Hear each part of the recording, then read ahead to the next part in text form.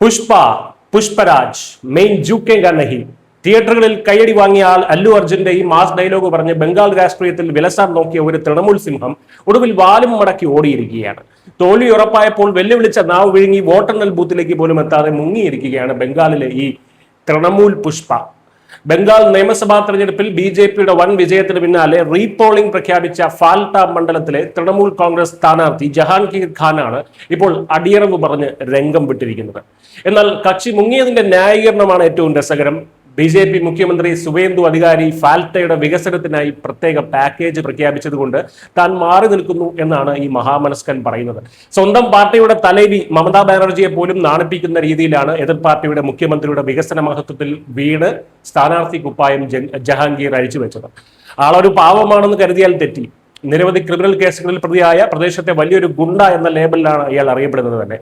April 29 നടന്ന വോട്ടെടുപ്പിൽ ഈ ജഹാംഗീറിന്റെ നേതൃത്വത്തിലാണ് തൃണമൂൽ ഗുണ്ടകൾ മണ്ഡലത്തിൽ വ്യാപകമായി ബൂത്ത് പിടുത്തവും അക്രമവും അഴിച്ചുവിട്ടത്.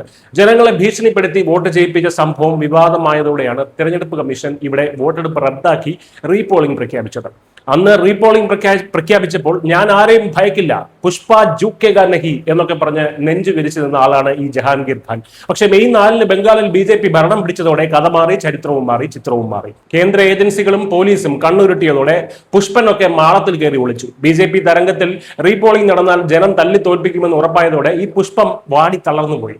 ഇതോടെ ദേശീയ മാധ്യമങ്ങൾ പോലും പുഷ്പ മുങ്ങി എന്ന രീതിയിൽ ഇയാളെ ട്രോളാൻ തുടങ്ങി. മുഖ്യമന്ത്രി സുവേന്ദു അധികാരിയാകട്ടെ ഇയാളെ ശരിക്കും നാറ്റിക്കുകയും ചെയ്തു. റീപോളിംഗ് ബൂത്തിൽ ഇരിക്കാൻ സ്വന്തമായി 4 ഏജന്റുമാരെ പോലും കിട്ടാത്തത് കൊണ്ടാണ് നാണക്കേട് ഒഴിവാക്കാൻ ഈ തൃണമൂൽ സിംഹം വികസനത്തിന്റെ കഥയും പറഞ്ഞ് ഓടി ഒളിച്ചതെന്നാണ് സുവേന്ദു പരിഹസിച്ചത്. സ്ഥാനാർത്ഥി മുങ്ങിയതോടെ തൃണമൂൽ ക്യാമ്പ് ഇപ്പോൾ വല്ലാത്തൊരു അവസ്ഥയിലാണ്.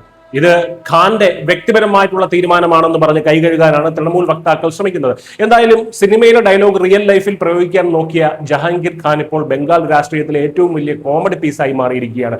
തല്ലിപ്പൊളി രാഷ്ട്രീയം കൊണ്ട് ഇനി ബംഗാളിൽ രക്ഷയില്ല എന്ന് ഈ പുഷ്പയുടെ ഒളിച്ചോട്ടത്തോടെ മമതയ്ക്കും കൂട്ടർക്കും കൃത്യമായി മനസ്സിലായിട്ടുണ്ട്. News desk Malayalam.